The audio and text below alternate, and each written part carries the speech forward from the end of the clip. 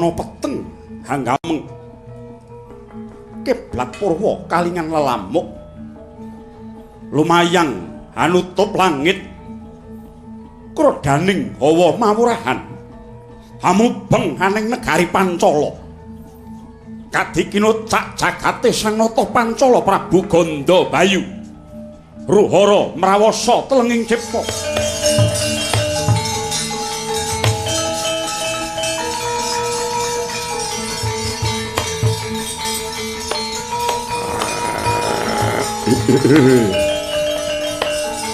Antaresmi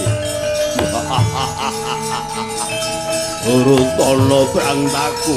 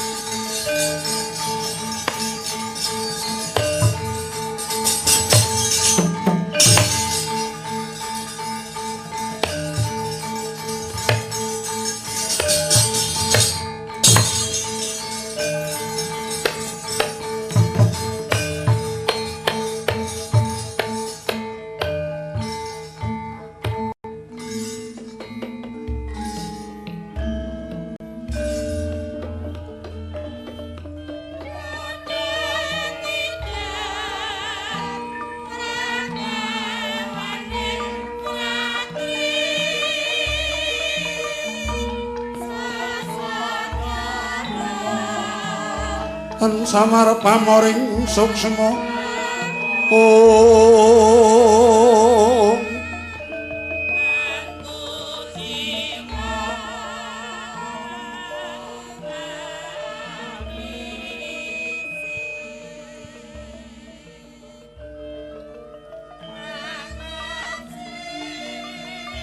Sinoksmaya winayane sepi Om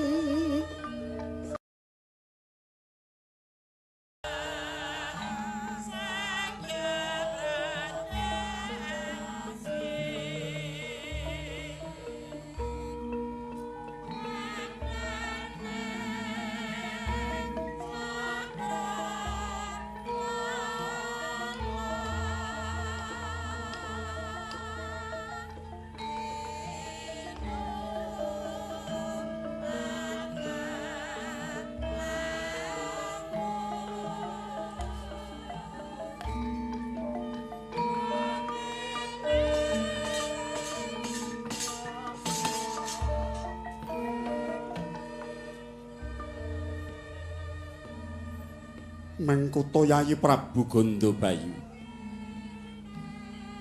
manawa sun sawang katon mendelung kaya datan darbe karekat luluh lungkrah sariranira payu sing pasuryan kaya banget nandhang kingkin mongko kudune sira Yayi Prabu rumangsa bagya sepisan mungsuh ingkang ngrabasa negara Pancala yaiku Prabu Bagaskara ing Candhi Bungalan ingkang nyatane wis nglakon ngremuk prajanira nedya minta garwanira Yayi Gandharesmi nanging kanyatan wis klakon sun telukake malah kapara masrahake negarane kang sarta dheweke mendhita ning arga belah peparab Begawan Bagaspati ingkang kapindho Yayi kudune sira Yayi Prabu rumangsa bombong dinilai ring atmajamu ingkang miyos dampit kang sira paringi tetenger Gandawati ingkang wadon lan Gandamana ingkang miyos kakung mestine wae nuwuhake rasa sengsem nggonira lelumban jroning kabagyan nanging ya gene dene Yayi Prabu Gandabayu banget nggonmu nandhang duh kita Yayi semono uga pun Kakang ing Mandura aku ngungun setahun jembleng serendeng ora liya bareng pun Kakang muni ngani teluke Ratu ing Candhi Bungalan semune Yayi Prabu Gandabayu malah katon sedih apa baya ora karenan yen to pun Kakang Kunthi Boja iki melu cawe-cawe nyingkirake parang muka ingkang dumadyaning negara Pancala wadananira layu kumel kucen rahnya maratani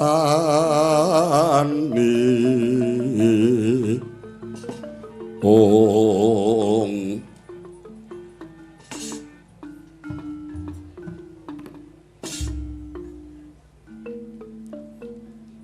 waduh Koko Prabu Abiyasa ing Astina saha pebunden kula Kanjeng Koko Prabu ing Mandura sadereng sasampunipun kula ngaturaken panuwun inggih awit sih pitulungan paduka dhateng negari Pancala.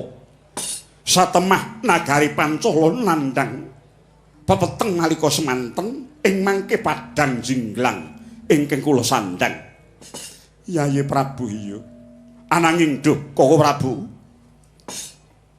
Saksirnaning parang muka saking negari Pancala. Kula daya-daya nuksem ing salebeting kedaton labet kasok ing kapeng kula dhateng yoga kula ingkang tasih jejabang sedyaning manah kula nedya ngemban hang lela jebul duh Koko Prabu padhanging negari Pancala kala wau persasat namung sakedheping tingal awit yoga kula ingkang mijil kakung ical musna tanpa lari Koko Prabu yang Pantara Ratri amung cipta pukulun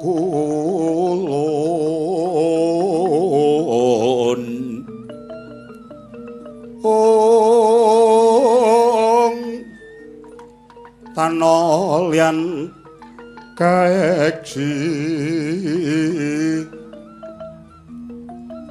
mila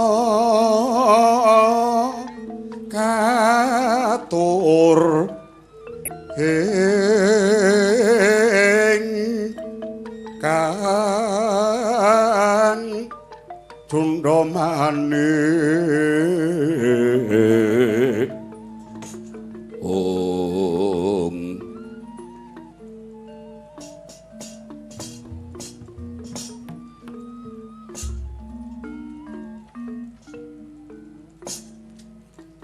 Rama Dewa ning sun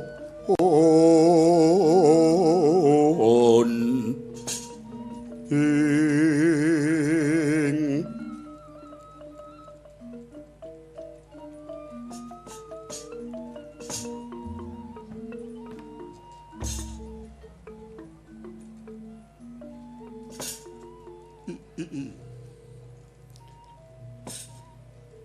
Hyang Mahanasa muga paring pepadhang marang jagat Pancala.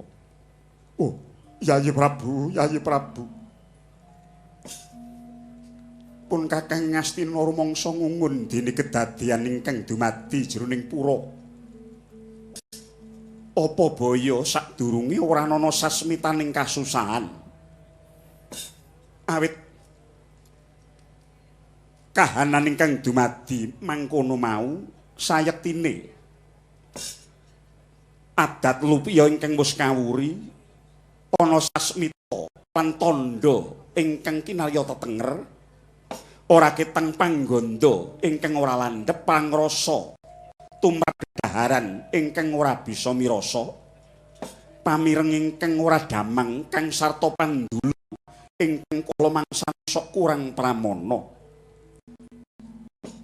pun Kakang rumangsa ngungun dene tumpuk matumpa-tumpa penandang ingkang sira sandang lagi wae kendang parang muka ingkang ngrabasa negara Pancala kedadak samengko Yayi Prabu nandang pepeteng ingkang kaliwat merga saka ilanging Atmajanira ingkang mijil kakung. Wah, Yayi Prabu.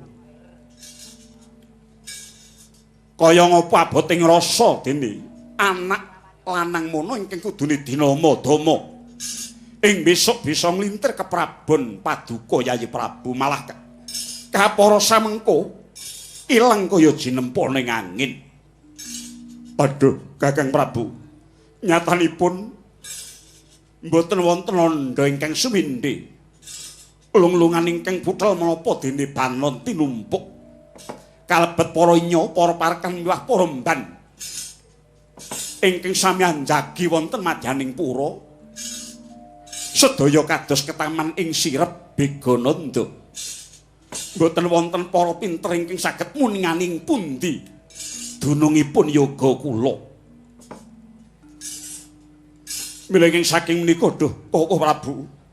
Kula suwun paduka sampun ngantos kondur dhateng negari Ngastina menapa dene dhateng Projing Mandura. Kapareng lenggah langkung rumiyin wonten negari Pancala ngriki. Monggo kula dherekaken meminta dhateng panguwasaning dat ingkang murweng dat. Mugi-mugi atmaja kula ingkang ical kala wawing benjang timbulipun badhe hambabar karahayon Koko Prabu.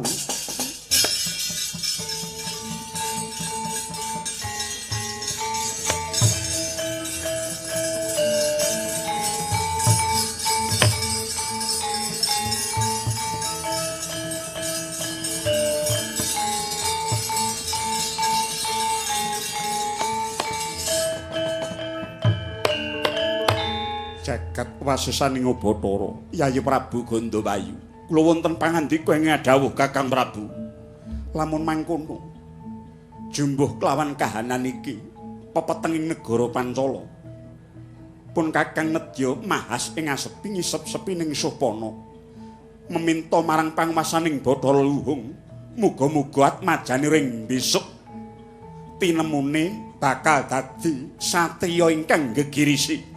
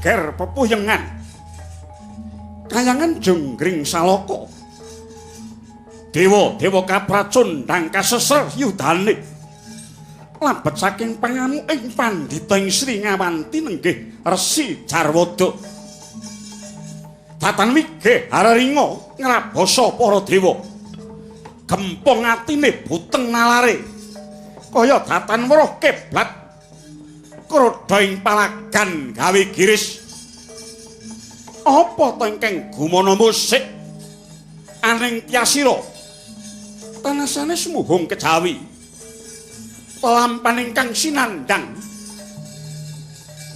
rinaos awrat jroning nala yayah ginubah jejantunge Sang Resi Jarwada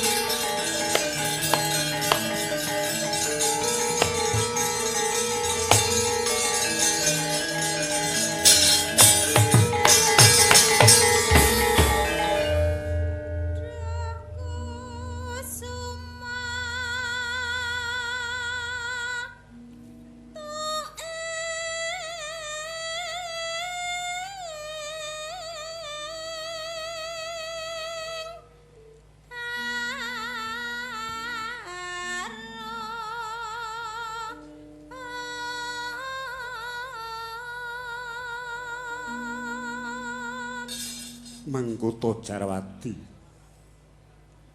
sayektiné nggonmu nandukake katresnan marang Pandhu Dewayana kaya-kaya kliru ing patrap sumurupa tanduk ing katresnan jati kono cak-cakane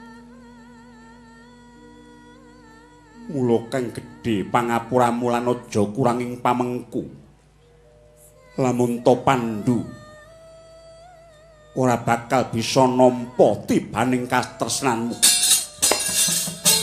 oh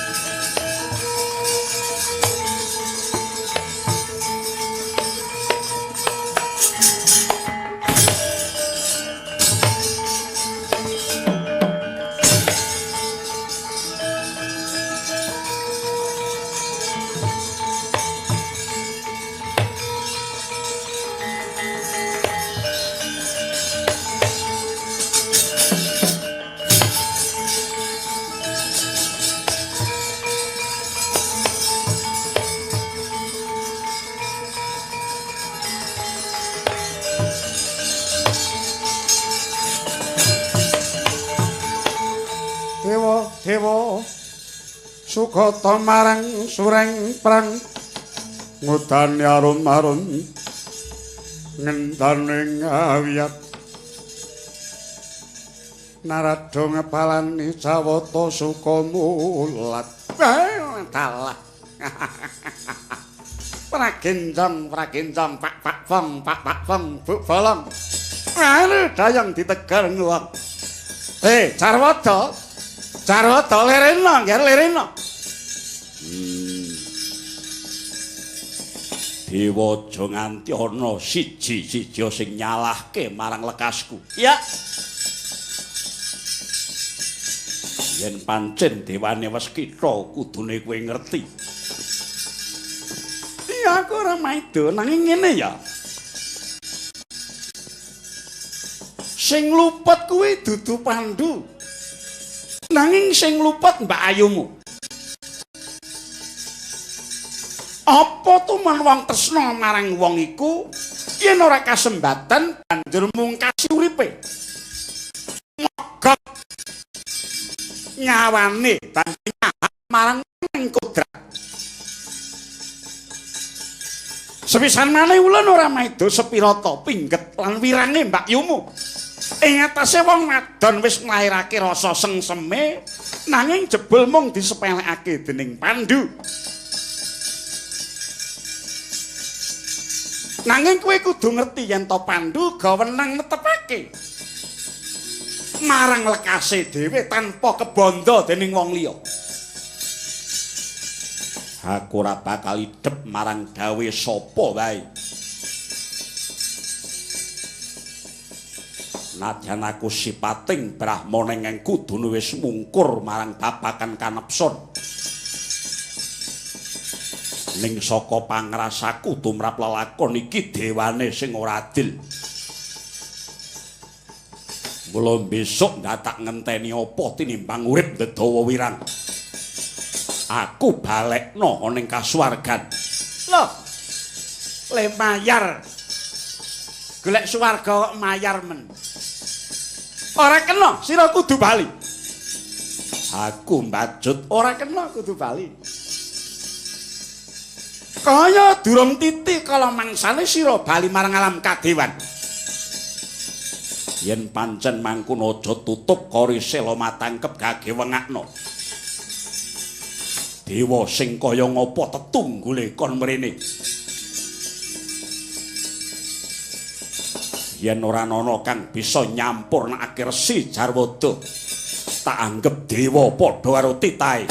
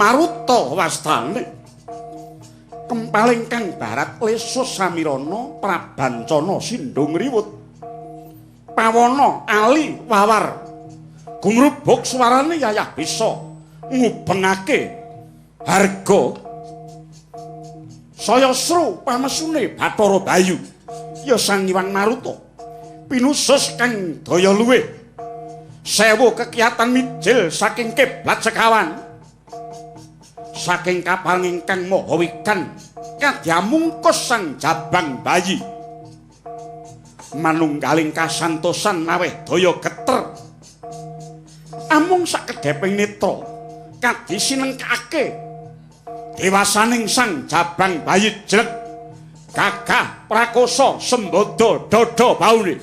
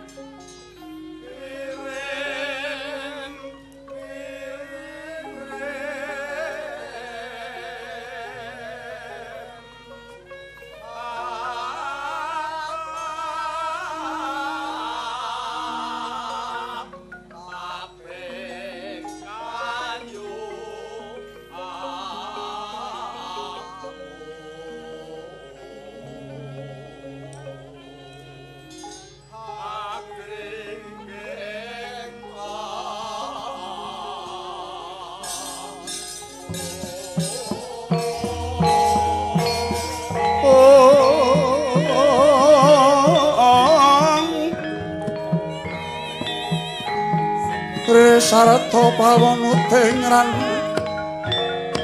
sing karsani dening kanyet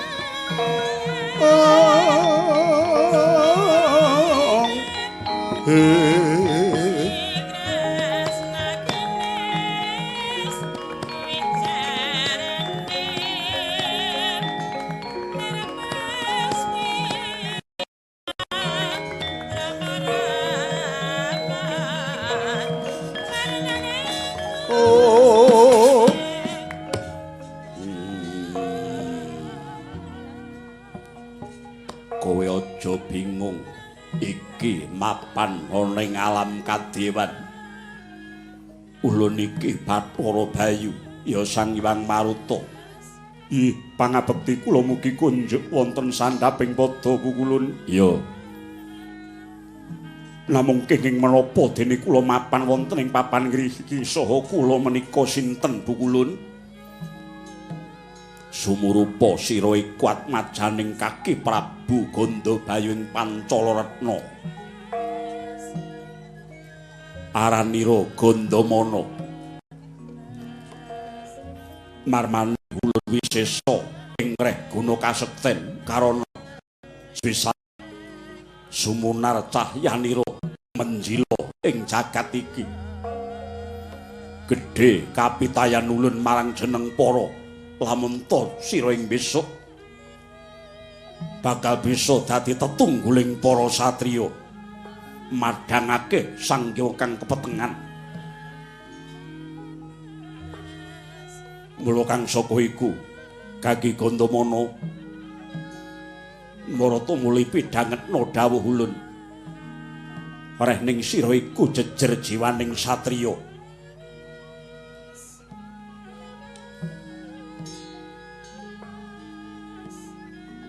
jroning tumindak ana ing alam padhang ngayomi adil miwah njejegake bebener sisan aja ngungun lan aja gegetun apa dene keduwung aja kulina nalongso nanging tetep ngucap suka syukur marang ngarsaning Kang Maha Wikan elinga marang jejere dalane nyuda tumangkaring hawa nafsu ngupaya hundhak ing pangerti wimbuing kawruh lan gedhekno kang sarta gegulang rasa sih tresna marang sak pepadaning urip. Waduh, ngaturaken genging panuwun ingkang tanpa pepindhan Bu Kulun. Iya. Aja pisan-pisan demen marang pangalembana. Merga pangalembana iku sipate cethek lan ora jujur. Wong-wong kang lak marang pangalembana yen to dialem mesti mung diulu apa anane. Nang yen to wong pinter menawa dialem ingkang nyatane ora sak mestine mesti mung diencepi. Lambarana kesabaran krana kesabaran iku dalan kang tumuju marang tumekaning gegayuhan. Wong urip iku ora mung sugih merga pinter. Wong urip iku ora mung bondo merga telaten. Wong urip iku ora mung mbrewu merga banting raga. Nanging kabukten akeh tuladhane wong pinter ning ora sugih, wong telaten nanging ora bondo, wong banting raga nanging ora mbrewu. Wong kang sugih turta kasembadan iku wong kang mikir lan tumindak kang gedhe-gedhe. Jroning 60 taun menungsa iku durung bisa dadi wong utama. Tak baleni sewisan maneh jroning 60 taun menungsa iku durung bisa dadi wong utama kang sampurna. Nanging jroning sedina menungsa iku bisa malih dadi durjana.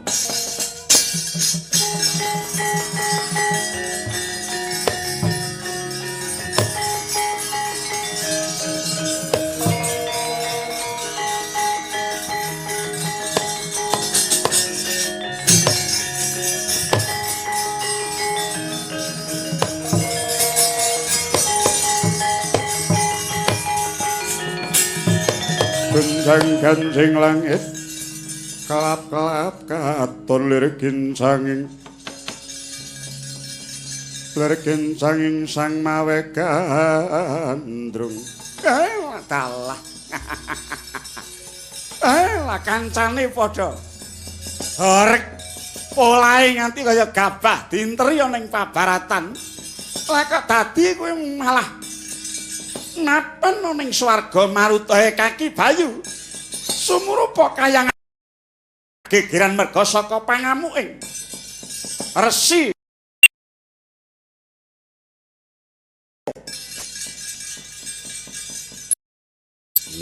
nyuwun pangapawa pukulun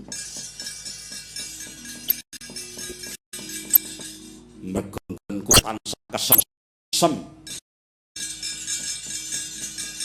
gegolok kang sarta Domo marang bocah iki anaking Gondobayu ing Ancala Radya ngaran Gondomana.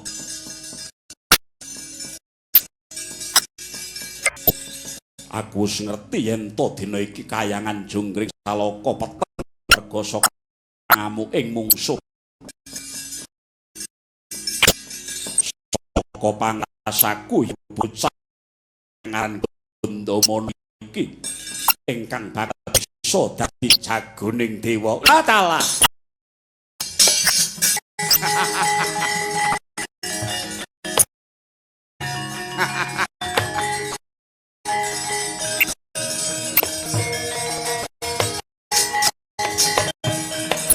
Anggar Gondomana wonten dawuh Kulun.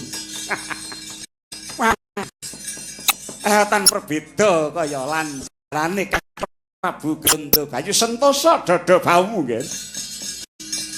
Sega minangka dadi jagoning dewa kula. Inggih ngestaken dawuh paduka Bukul. Ya. Ulun minta seraya kanjeng para kaki. Guteng laneng mungsuh manungsa kang asalira Brahmana jenenge Jarwata. Ing kayangan Jungkring Salaka saguh nggih. Nggih. Kula nyuwun pangestu. Kula aturi njampangi lampah kula Bu Kulun.